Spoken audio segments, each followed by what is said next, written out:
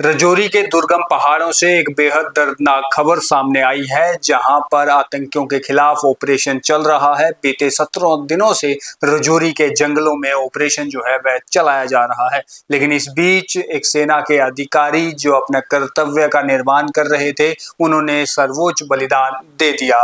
जानकारी के मुताबिक वहां पर आतंकियों की तलाश लगातार 17 दिनों से हो रही है।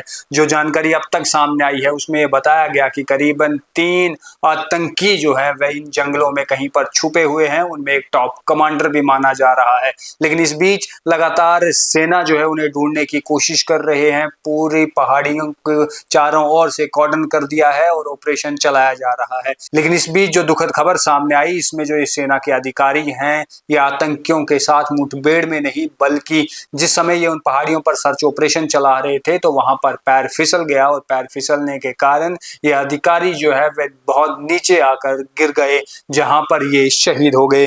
लेफ्टिनेंट बीरेश्वर गोस्वामी जो है वह इनका नाम है और इनकी शनिवार देर शाम जो है वहां पहाड़ी पर फिसलने के कारण, नीचे गिरने के कारण जो है ये वहां शहीद हो गए।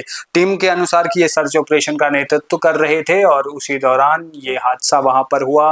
हमारी सेना लगातार रजौरी के भीतर उन आतंकियों को ढूंढने की कोशिश कर रही है और वहां पर उन आतंकियों को खोजने की भी पूरी कोशिश की जा रही है। इस बीच चाहे जम्मू कश्मीर पुलिस हो, सीआरपीएफ हो, इंडियन आर्मी हो या बाकी अन्य सेना की टुकड़ियां हो, उन सब ने कॉर्डन किया हुआ है उन पहाड़ों को। वहां से उन आतंकियों के बचकर बाहर जाने का कोई रास्ता नहीं है। ये लगातार द न्यूज़ रूम के माध्यम से हम आपको खबरें भी और अप टू डेट भी कराते रहते हैं। सेना के लेफ्टिनेंट बीरेश्वर गोस्वामी की कल शनिवार जो है वह उस पहाड़ी पर फिसलन के कारण जो है वह गिरने से जान चली गई और वह शहीद हो गए। उसके बाद जो उनकी टीम के लोग थे वह वहां पर नीचे गए, सर्च रेस्क्यू ऑपरेशन चलाया गया, उन्हें वहां से निकाला गया, लेकिन चोटें इतनी गंभीर लगी थी कि वह सर्वोच्च बलिदान पा गए। व्हाइट नाइट कोर ने अपने एक्स पर लिखकर जो है ये सारी जानकारी दी। साथ ही साथ में ये भी कहा गया है कि आज उनके पार्थिव शरीर को जम्मू के एयरफोर्स स्टेशन लाया जाएगा और पूरे सैन्य सम्मान के साथ श्रद्धांजलि समारोह आयोजित किया जाएगा